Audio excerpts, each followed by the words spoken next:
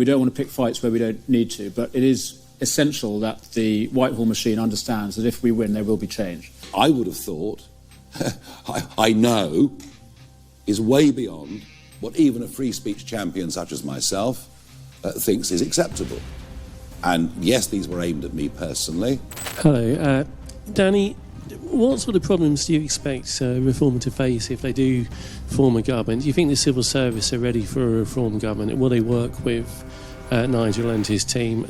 And Nigel, can I just ask you, these TikTok messages, are they just an annoyance or are they a genuine concern to you? So on the civil service, thank you. I think we're going to encounter serious opposition. And part of the purpose of today and the work that we're going to be doing quite publicly in the months and years to come is to be signalling very clearly to the system what is coming. And we want to do that in a civil, constructive way.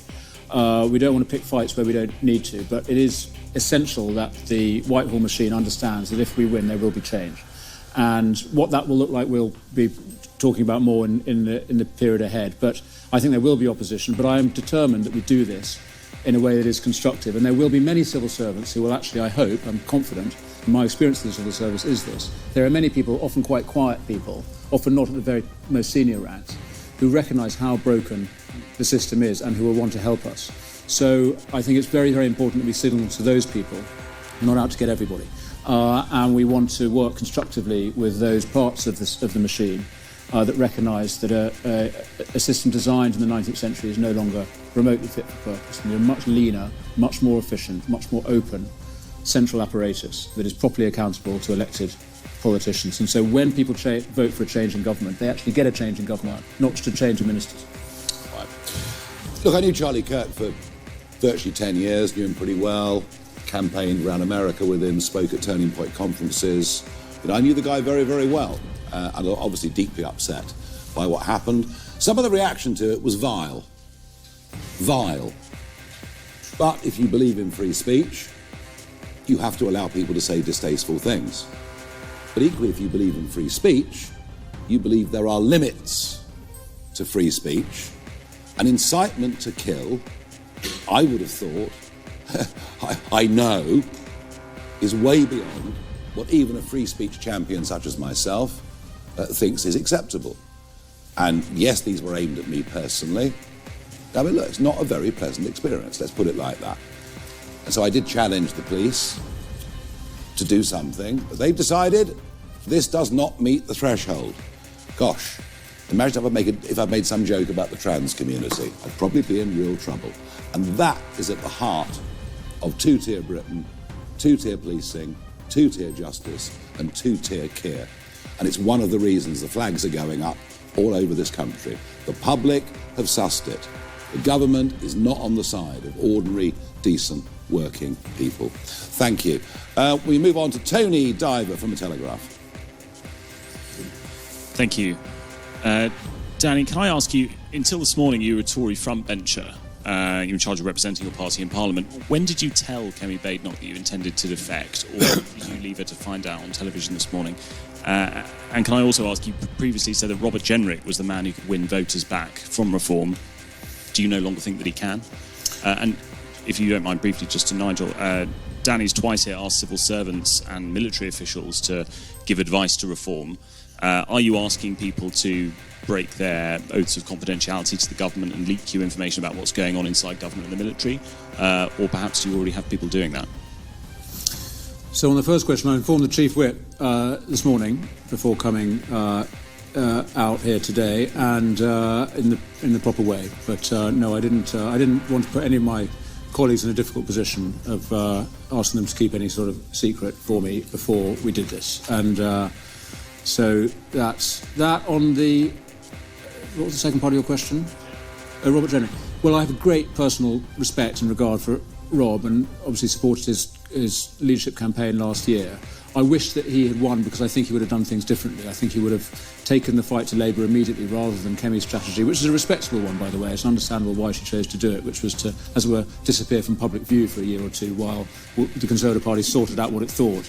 But that hasn't worked. And so I think I think Rob's strategy would have been to be much more energetic and deliberate and making some clear policy positions at the outset about the ECHR, which I think is in a sense the totemic one that shows seriousness about the changes we need. There would have been a major battle in the Conservative Party to do that, and it might have been that he wouldn't have been able to do so.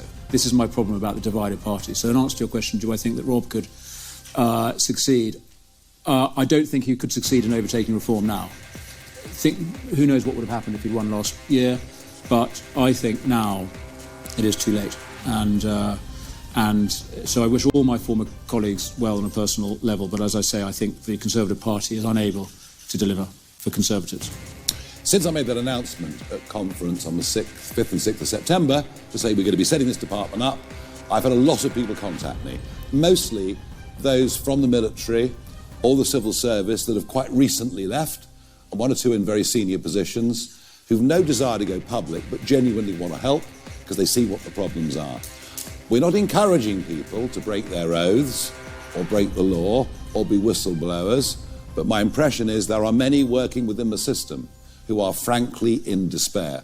So if people come forward with valuable information that helps us to craft a policy, we will certainly accept it. Yeah, and let me emphasise, we're seriously not encouraging people to break oaths or to, as it were, sort of betray the government they work for. On the contrary, they should do their job as well as they can.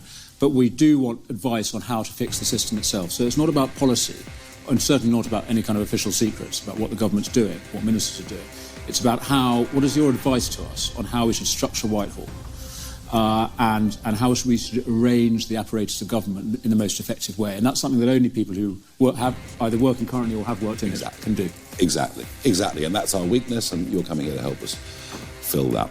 Max Kendick from The Times. Thank you.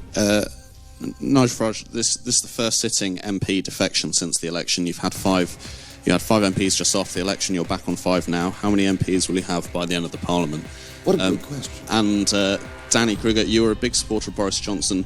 Are you still a big ally of Boris? Should he make a return and should he come to reform?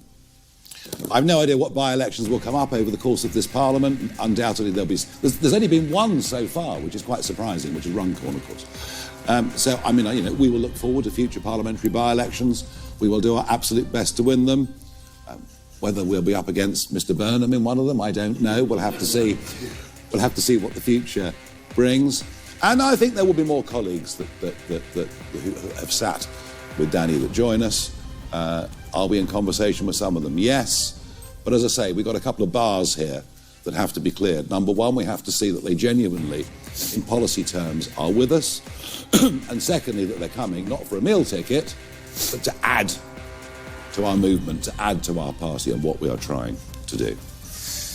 Yes, I hope others will join, and I hope everyone will stay. Lee Anderson just said to me when he saw that it was me, he said, "So which one of us is leaving? It's 1 in, 1 out."